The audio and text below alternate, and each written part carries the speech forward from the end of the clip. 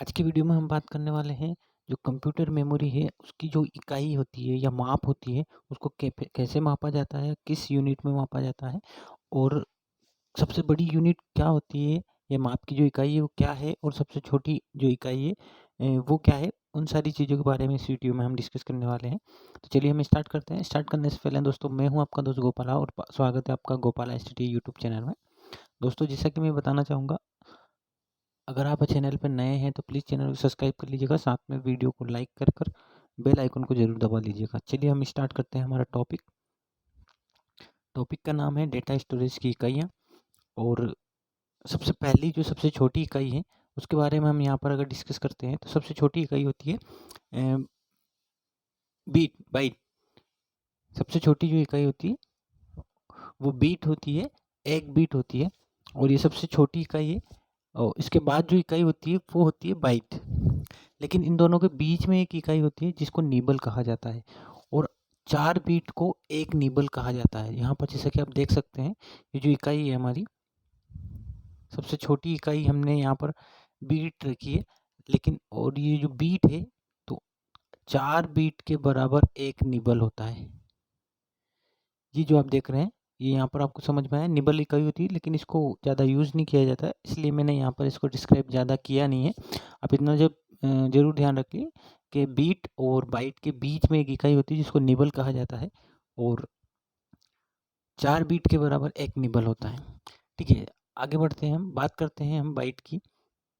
तो एक बाइट जो होता है वो 4 बीट के बराबर होता है। तो 4 बीट बराबर एक बाइट होता है। ये सबसे छोटी इकाई होती है। बाइट में भी बहुत कम मापा जाता है। ज़्यादातर बात जो होती है अगर मेमोरी की स्टार्ट होती है तो बाइट से ही होती है।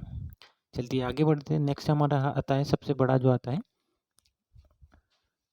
1024 बाइट बराबर 1 किलो बाइट। तो केबी और बाइट, बाइट से बड़ी जो यूनिट होती है वो किलो बाइट होती है और इसको शॉर्ट फॉर्म में कहा जाता है केबी।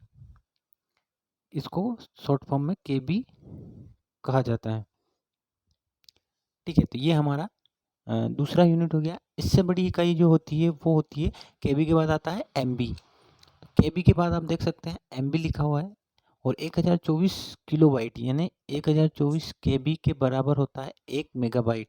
मतलब 1024 केबी इज इक्वल टू 1 एमबी। और एमबी जो जनरली यूज़ होती है, केबी से बड़ी जो है एमबी होती है और एमबी ही ज़्यादातर यूज़ होती है। अब एमबी से बड़ी अगर यूनिट की बात करें तो वो होती है जीबी और 1 जीबी के बराबर होता है 1024 मेगाबाइट या एमबी। तो 1024 एमबी जब हम कलेक्ट कर लेंगे तो उसको क्या कहेंगे, 1 जीबी कहा जाएगा। इससे बड़ी जो यूनिट होती है जो कि अभी ज़्यादा प्रचलन में आई है, इससे पहले ज़्यादातर जीबी में ही डेटा नापा जाता था। अब आ गया है, अगर जब डाटा बड़ा हो जाता है तो उसको उससे बड़ी जो इकाई होती है उसमें मापा जाता है और वो होती है टेराबाइट। टेराबाइट में कितनी जीबी इंक्लूड होती है, तो 1024 जीबी जब हो जाता है तो उसको 1 टेराबाइट कहा जाता है। तो टेराबाइट आप समझ गए होंगे क्या होता है। इसके बाद बात करते हैं आगे की यूनिट की। तो टेराबाइट जो होती है, अगर टेराबाइट से भी ज़्यादा बड़ी इकाई मापना हो तो यहाँ आता है पेटाबाइट। ये यूनिट आपने बहुत कम सुनी होगी। तो 1024 टेराबाइट में 1 पेटाबाइट होता है और पेटाबाइट यूनिट बहुत बड़ी यूनिट हो जाती है। और पेटाबाइट जब कम पड़ने लगे उसके बाद अगली जो इकाई होती है उसको कहा जाता है एक्साबाइट। और एक एक्साबाइट जो होता है, एक एक्साबाइट बराबर जो 1024 petabyte is equal to 1 exabyte होता है। और इससे बड़ी अगर इकाई की बात करें यहाँ पर, तो एक्साबाइट से बड़ी जो होती थी वो जेटाबाइट कहा जाता है उसको। और 1024 एक्साबाइट अगर आप यूज़ करेंगे या मापेंगे तो उस इकाई को हम कहेंगे यहाँ पर जेटाबाइट। एक जेटाबाइट में कितने एक्साबाइट होते हैं, तो 1024 एक्साबाइट होते हैं।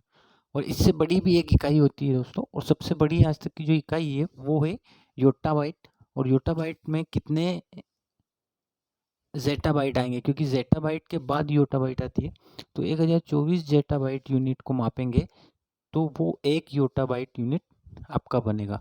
और ये अब तक की सबसे बड़ी यूनिट है और काफ़ी डाटा इसके अंदर आ जाता है। तो आज के वीडियो में हमने यहाँ पर जो देखा है, सबसे बड़ी जो इकाई है वो केबी होता है, केबी के बाद सॉरी, सबसे बड़ी छोटी जो इकाई होती है वो बीट होती है, बीट के बाद बाइट और फिर केबी एमबी होता है। और सबसे बड़ी जो यूनिट है आज आज तक की जो हमने देखी है वो है योटाबाइट।